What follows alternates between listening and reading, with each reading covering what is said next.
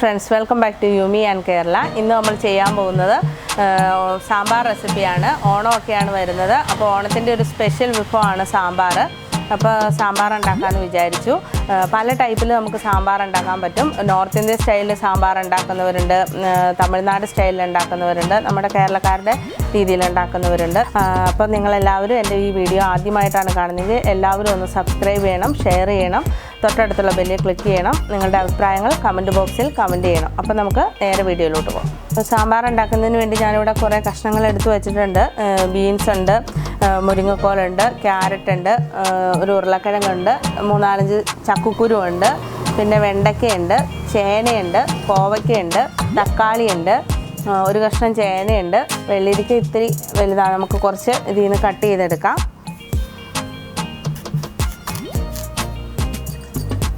ഇത്രയും മതി നമുക്ക്. അപ്പോൾ ഇത്രയും കഷ്ണങ്ങളാണ്. ഏത്തക്കായുണ്ട്, കത്തിരിക്കയുണ്ട്. അപ്പോൾ ഇത്രയും കഷ്ണങ്ങളാണ് ഞാനിപ്പോൾ ഇവിടെ സാമ്പാറിനായിട്ട് എടുത്തിരിക്കുന്നത്. ഇനി ഇത് നമുക്കൊന്ന് തൊലിയൊക്കെ കളഞ്ഞ് കട്ട് ചെയ്തെടുക്കാം.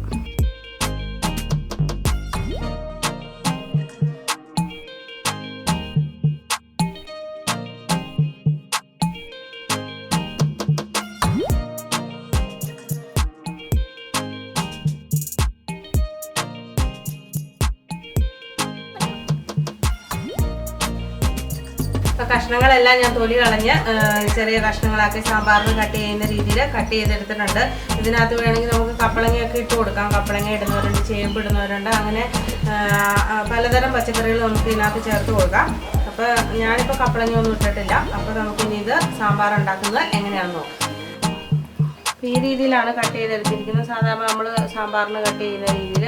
സാമ്പാർ ഉണ്ടാക്കുന്നതിന് വേണ്ടി നമുക്ക് ആദ്യം പരിപ്പൊന്ന് വേവിച്ചെടുക്കാം. ഞാനിവിടെ ഒരു കുറച്ച് സാമ്പാർ പരിപ്പ് വേവിച്ചെടുക്കാൻ പോവാണ്.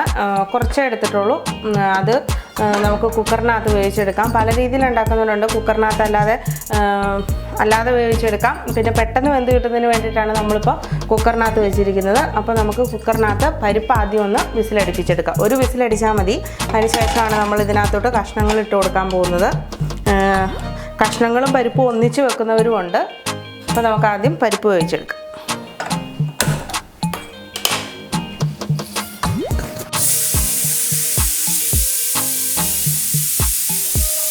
ഒരു വിസിലടിച്ചിട്ടുണ്ട്. നമുക്ക് ഫ്ലെയിം ഓഫ് ചെയ്യാം. പരിപ്പ് ഒരു വിസിലടിച്ച് എയർ കളഞ്ഞ് ഞാൻ എടുത്തിട്ടുണ്ട്. ഇനി ഇതിലോട്ട് നമ്മൾ കട്ട് ചെയ്ത് വെച്ചിരിക്കുന്ന കഷ്ണങ്ങൾ ഇട്ട് കൊടുക്കാം. ഞാൻ ഇതിൻ്റെ കൂടെ തന്നെ മുരിങ്ങക്കോലും എല്ലാ കഷ്ണങ്ങളും ഇതിൽ തന്നെ ഇട്ടിട്ടുണ്ട്. വെണ്ടയ്ക്ക മാത്രം നമ്മളിപ്പോൾ ചേർത്ത് കൊടുക്കുന്നില്ല. നമ്മൾ വെണ്ടയ്ക്ക എണ്ണയിൽ വറുത്തിട്ടാണ് ഇതിലിടാൻ പോകുന്നത്. വെണ്ടയ്ക്ക മാത്രം ഇട്ടിട്ടില്ല. സവോള എല്ലാം കട്ട് ചെയ്തിട്ടിട്ടുണ്ട്. ചിലർ മുരിങ്ങക്കോല് സെപ്പറേറ്റ് ആയിട്ട് വേവിച്ച് സാമ്പാറിന് ചേർക്കുന്നുണ്ട്. ഞാനിപ്പോൾ ഇതിനകത്ത് തന്നെ ഇട്ടിട്ടുണ്ട്.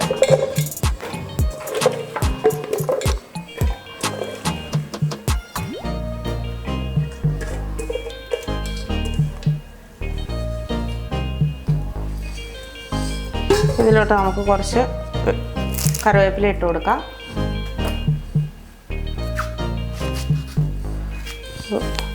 മൂന്ന് പച്ചമുളക് കീറിയിട്ട് കൊടുക്കാം. സാമ്പാറിൻ്റെ കഷ്ണങ്ങൾ ചിലർക്ക് ഒത്തിരി വെന്തങ്ങ് പോകുന്നത് ഇഷ്ടമല്ല. അപ്പോൾ അവർ കുക്കറിൽ വെക്കില്ല, അല്ലാതെയാണ് വേവിച്ചെടുക്കുന്നത്. നമ്മളിപ്പോൾ പെട്ടെന്ന് ചെയ്യുന്നതിന് വേണ്ടിയിട്ടാണ്. കുക്കറിലാകുമ്പോൾ നമുക്ക് പെട്ടെന്ന് സാമ്പാർ ഉണ്ടാക്കാൻ പറ്റും. അപ്പോൾ അതുകൊണ്ട് കുക്കറിലാണ് വെച്ചിരിക്കുന്നത്. ഇനി ഇതിലോട്ട് നമുക്ക് കുറച്ച് കായപ്പൊടി ഇട്ട് കൊടുക്കാം. വേവിക്കുമ്പോൾ തന്നെ നമ്മൾ കായപ്പൊടിയൊക്കെ ഇട്ട് കൊടുക്കുമ്പോൾ ആ കഷ്ണങ്ങളിലൊക്കെ ആ കായത്തിൻ്റെ ടേസ്റ്റൊക്കെ വരുമ്പോൾ നല്ല ടേസ്റ്റാണ് സാമ്പാറിന്. ഇനി നമുക്കൊരല്പം മഞ്ഞൾപ്പൊടിയും കൂടെ ഇട്ട് കൊടുക്കാം.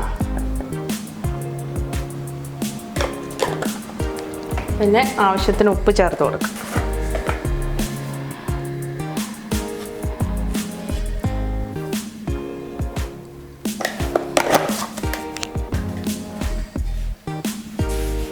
ഇതിലോട്ട് നമുക്ക് വെള്ളം ചേർത്ത് കൊടുക്കാം.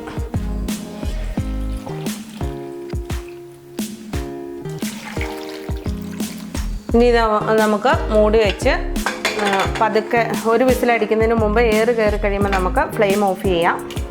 ഒരു വിസിലടിക്കുന്നതിന് മുമ്പ് തന്നെ നമുക്ക് ഫ്ലെയിം ഓഫ് ചെയ്യണം. കാരണം ആ എയറിലിരുന്ന് ഈ കഷ്ണങ്ങൾ വെന്തോളും. ഒരു വിസിലൊക്കെ അടിച്ച് കഴിയുമ്പോഴത്തേക്കും കഷ്ണങ്ങൾ ഒത്തിരി വെന്ത് പോവും. അതുപോലെ മുരിങ്ങക്കോലൊക്കെ വെന്ത് ഉടഞ്ഞു പോകും. അപ്പോൾ അത് ചിലർക്കൊന്നും ഇഷ്ടമല്ല അങ്ങനെ ഉടഞ്ഞൊക്കെ പോകുന്നത്. മുരിങ്ങക്കോൽ കറക്റ്റ് ഭാവമായിട്ട് ഇരിക്കുന്നതാണ് ഇഷ്ടം. അപ്പോൾ നമുക്കിത് എയർ കയറി ഒരു വിസിലടിക്കുന്നതിന് മുമ്പ് ഫ്ലെയിം ഓഫ് ചെയ്യണം.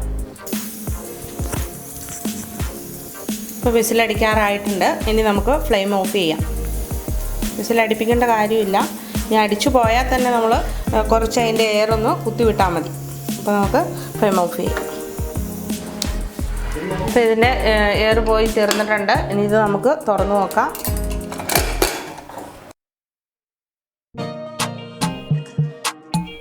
ഇപ്പോൾ കഷ്ണങ്ങളൊക്കെ പാകത്തിന് വന്നിട്ടുണ്ട്. കണ്ടോ, മുരിങ്ങക്കോലൊന്നും അധികം വെന്തങ്ങ് ഉടഞ്ഞു പോയിട്ടില്ല. കറക്റ്റ് വേവാണ്. നമുക്ക് പെട്ടെന്ന് ചെയ്യാൻ പറ്റും. ഇനി ഇത് നമുക്കൊരു ചരുവത്തിലോട്ട് മാറ്റാം.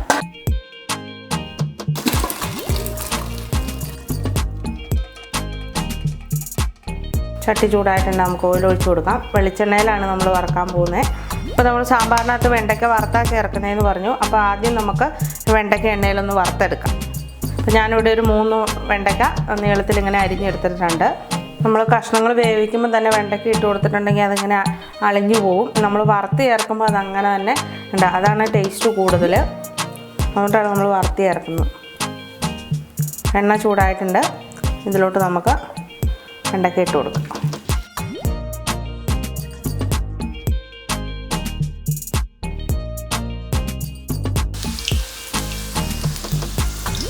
ഈ രീതിയിൽ ഫ്രൈ ചെയ്തെടുത്താൽ മതി. ആയിട്ടുണ്ട്. ഇത് നമുക്ക് ഒരു ബൗളിലോട്ട് കോരി എടുക്കാം.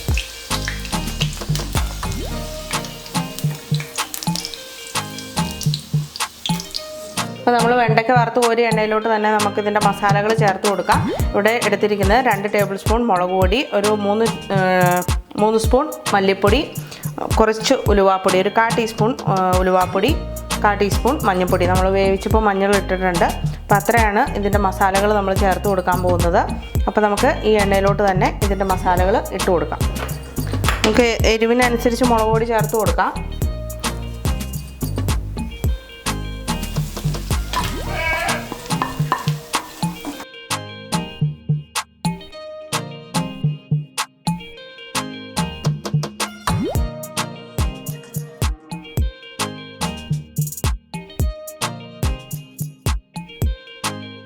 നമുക്ക് ഈ എണ്ണയിലൊന്ന് മസാല നന്നായിട്ടൊന്ന് മൂപ്പിച്ചെടുക്കണം.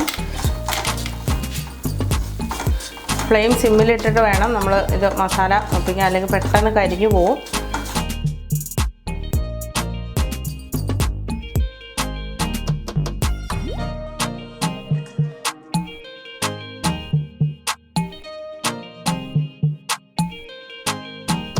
മസാല മൂത്തിട്ടുണ്ട്. ഇനി ഇത് നമുക്ക് നമ്മൾ വേവിച്ച് വെച്ചിരിക്കുന്ന സാമ്പാറിൻ്റെ കഷ്ണത്തിലോട്ട് ഇട്ട് കൊടുക്കാം.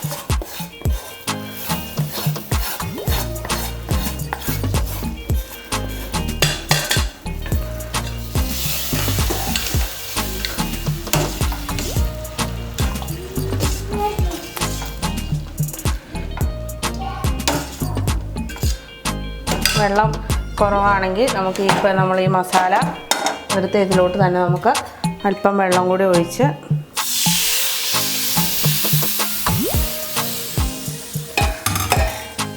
വെള്ളം ഒന്ന് പതുക്കെ ചൂടാക്കി നമുക്കതിലോട്ട് ഒഴിച്ചു കൊടുക്കാം.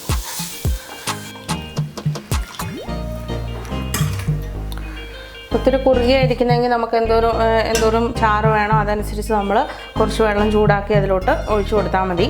ഇപ്പോൾ വെള്ളം ചൂടായിട്ടുണ്ട്. നമുക്കത് ഇങ്ങോട്ട് ഒഴിച്ചു കൊടുക്കാം.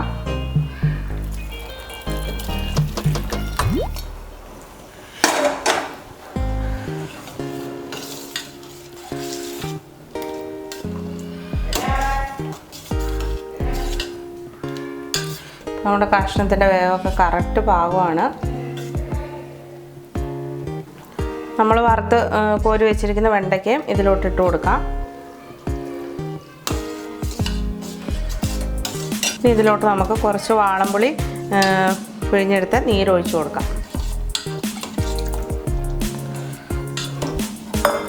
നമുക്ക് സാമ്പാർ നന്നായിട്ടൊന്ന് തിളപ്പിച്ചെടുക്കാം.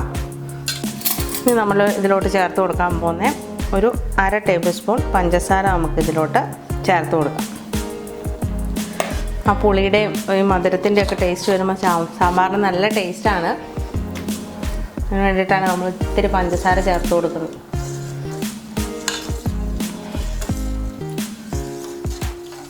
സാമ്പാർ തിളച്ചിട്ടുണ്ട് നന്നായിട്ട്. ഇനി ഇത് നമുക്ക് മാറ്റിയിട്ട് ഇതിനകത്ത് കടുക് താളിച്ചിടാം. എണ്ണ ചൂടായിട്ടുണ്ട്. ഇതിലോട്ട് നമുക്ക് കടുക് ഇട്ട് കൊടുക്കാം.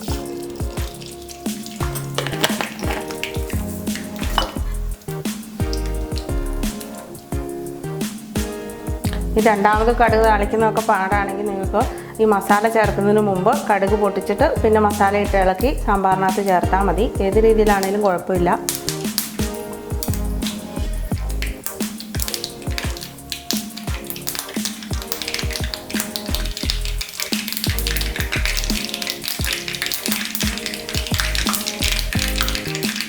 കുറച്ച് ചുവന്നുള്ളി ചെറിയ കഷ്ണങ്ങളാക്കി കട്ട് ചെയ്ത് നമുക്ക് ഇട്ട് കൊടുക്കാം.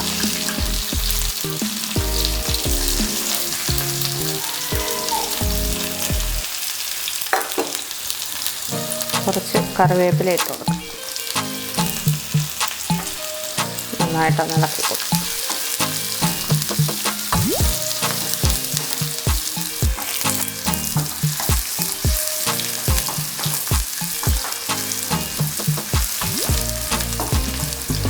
പിന്നെ ഉള്ളി ചേർക്കാതെയും കടുക് താളിച്ചിടുന്നവരുണ്ട്. നമ്മളിപ്പോൾ ഇതിനകത്ത് കുറച്ച് ഉള്ളിയൊക്കെ ചേർത്താണ് താളിച്ചിടാൻ പോകുന്നത്. ഇത്തിരി സമയമൊന്നും വേണ്ട, പെട്ടെന്ന് നമുക്ക് സാമ്പാർ റെഡിയാക്കാം. വലിയ താമസമൊന്നുമില്ല ഈ രീതിയിൽ ഉണ്ടാക്കുമ്പോൾ. പെട്ടെന്ന് പരിപ്പൊക്കെ കുക്കറിൽ വെച്ച് പെട്ടെന്ന് വിസിലടുപ്പിച്ച് കഷ്ണങ്ങളും വേവിച്ച് വളരെ പെട്ടെന്ന് നമുക്ക് സാമ്പാർ റെഡിയാക്കാൻ പറ്റും. നമ്മൾ കുക്കറിലല്ലാതെ കഷ്ണങ്ങളൊക്കെ വേവിച്ചെടുക്കുമ്പോൾ അത് വെന്ത് വരാൻ കുറച്ച് താമസം പിടിക്കും. ഇതിലോട്ട് നമുക്കൊരു 3 വറ്റൽമുളക് കട്ട് ചെയ്തിട്ട് കൊടുക്കാം. നന്നായിട്ടൊന്ന് ആ മുളക് മൂക്കുന്നവരെ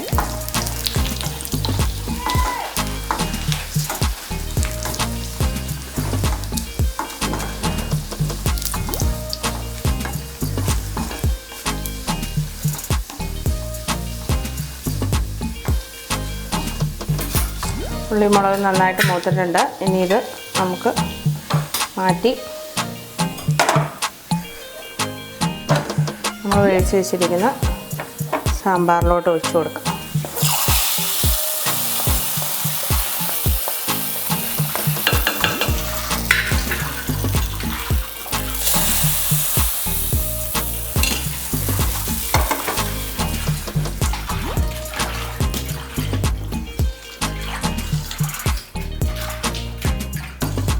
പിന്നെ ഇതിലോട്ട് നമുക്ക് കുറച്ച് മല്ലിയില ഇട്ട് കൊടുക്കാം. അത് നിങ്ങൾക്ക് ഇഷ്ടമാണെങ്കിൽ മാത്രം ഇട്ടാൽ മതി, നിർബന്ധമൊന്നുമില്ല.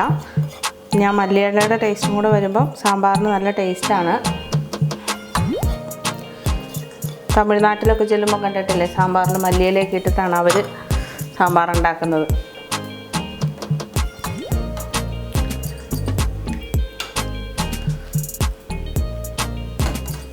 അപ്പം സാമ്പാർ റെഡി ആയിട്ടുണ്ട്.